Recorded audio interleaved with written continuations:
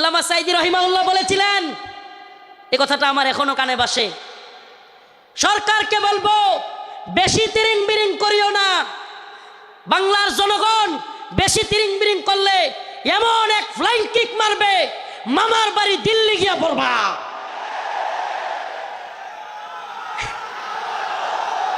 আল্লামা সাঈদী রাহিমাহুল্লাহ দেখে যাইতে পারেন নাই, কিন্তু আলহামদুলিল্লাহ সাঈদী রাহিমাহুল্লাহর কথাই বাস্তব হয়েছে।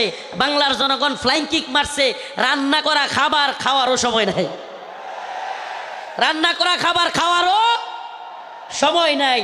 ও প্রিয় মুসলিম উম্মার যুবকেরা, আজকের এই আদ্দিন ফাউন্ডেশন যশোরের আজকের এই অনুষ্ঠান থেকে আমার আখিরি পয়গাম হবে, ও মুসলিম উম্মার যুবকেরা, আমাদেরকে মৌলবাদী বলা হোক, জঙ্গিবাদী বলা হোক, আমাদেরকে রাজাকার বলা হোক, যে কোনো ট্যাগ আমাদেরকে দেয়া হোক, আমরা দ্বীনের পক্ষে ছিলাম, আছি, থাকবো। আল্লাহর জমিনে আল্লাহর আইন বাস্তবায়ন হওয়ার আগ পর্যন্ত আমরা থামবো না। আমি তো আশাবাদী এই মুসলিম উম্মার জাগরণ। অনেকে বলে হুজুর মাহফিলের প্যান্ডেলে এত মানুষ হলে লাভ কি, কিছুই তো হয় না। আমি বলি হাসিনার অবস্থা দেখেও বুঝো না, কিছুই হয় না, হয় হাসিনার অবস্থা দেখেও বুঝো না। তোমার কি মনে হয় এই খুঁটা আন্দোলন এত বিস্ফোরণ এটা এমনি এমনি হয়ে গেছে? প্রিয় ভাইরা আমার, বন্ধুগণ আমার, একটু যদি আপনি চোখ বুলায় দেখেন তাইলেই দেখবেন মানুষের মধ্যে 2013 সালের শাপলা চত্বরে নৃশংসভাবে আলেম ওলামাদেরকে, ছাত্রদেরকে গুলি করে মারার সেই যে ভয়াবহ চিত্র অন্তরের মধ্যে সেটা ছিল কি ছিল না? অসংখ্য আলেমদেরকে গ্রেফতার, রিমান্ডের, নির্যাতনের চিত্র তাদের অন্তরে ছিল কি ছিল না? আল্লামা সাঈদী রাহিমাহুল্লাহকে কারাগার থেকে হত্যা করে বাহির করার চিত্র, ঢাকায় আল্লামা নূর হোসেন কাসেমী রাহিমাহুল্লাহ, আল্লামা সাঈদী রাহিমাহুল্লাহর জানাজা পড়তে না দেওয়ার দৃশ্য বাংলার যুবকেরা কি ভুলে গেছে? বলে যায় নাই। সবগুলো বিষয় একত্রিত হইয়া শেষে যখন সাধারণ ছাত্রদেরকেও গুলি করে হাসিনা মারা শুরু করলো, একটা বিস্ফোরণ ঘটে গেল। ঠিক না? তো বিস্ফোরণ কোত্থেকে শুরু হয়েছে? সেই আগে থেকে এই বিস্ফোরণ শুরু হয়েছে।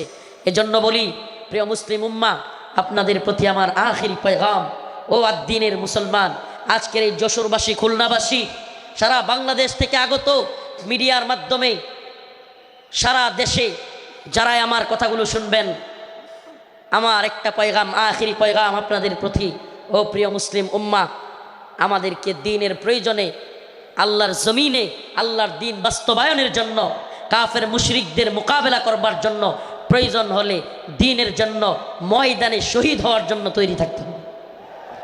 এটা মনে রাখবেন, শাহাদাতের তামান্না। এইটা একটা জিনিস অন্তত হয়েছে আলহামদুলিল্লাহ 2024 সালে আমরা এটা অন্তত বুঝছি, যুব সমাজ জেগে উঠলে জালেমের পরিণতি ভয়াবহ। যুব সমাজ জেগে উঠলে জালেমের পরিণতি কি? তো যশোরবাসী, আপনারা কি ঘুমায় গেছেন নাকি জাগ্রত আছেন? হাসিনা ভারতের গোলামি করেছিল, বাংলাদেশকে দিল্লির একটা, কি বলবো এটাকে, অনেকে বলে অঙ্গরাজ্য, আমি বলি অঙ্গরাজ্য না, হাসিনা এটাকে দিল্লির একটা ডাস্টবিন বানাইছিল।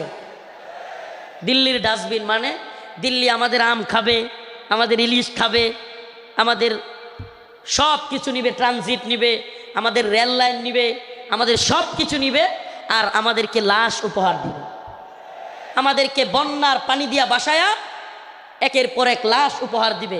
এটাকে আপনি ডাস্টবিন না বলে কি বলবেন? এটা কি বন্ধুত্ব? এটা কি বন্ধুত্ব?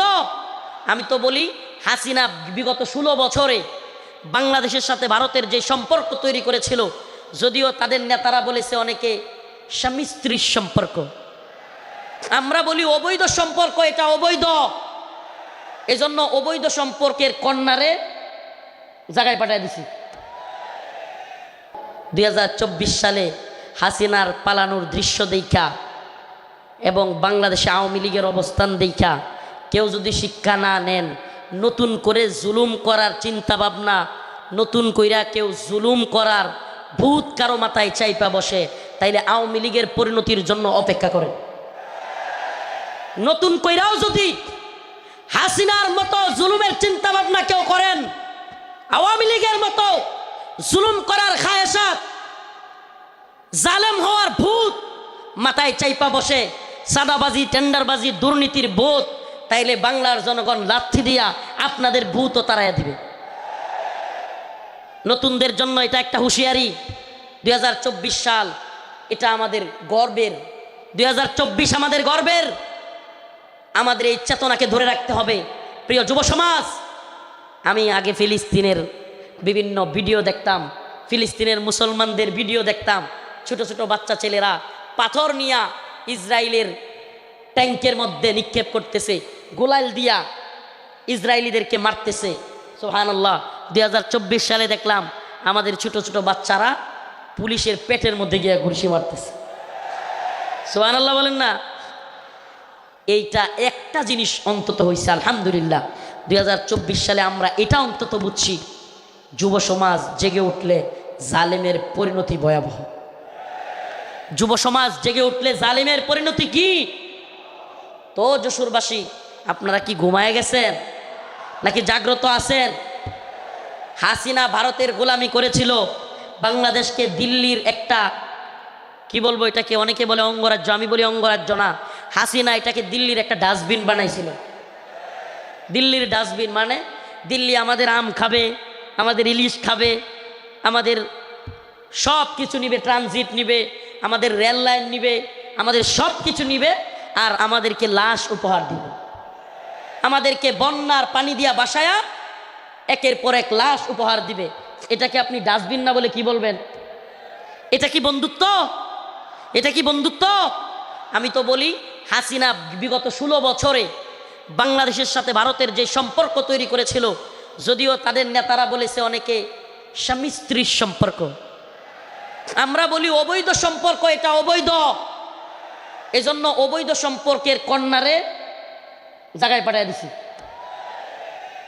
আল্লামা সাইদি রহিমাহুল্লাহ বলেছিলেন, এই কথাটা আমার এখনো কানে বাসে, সরকারকে বলবো বেশি তিরিং বিরিং করিও না।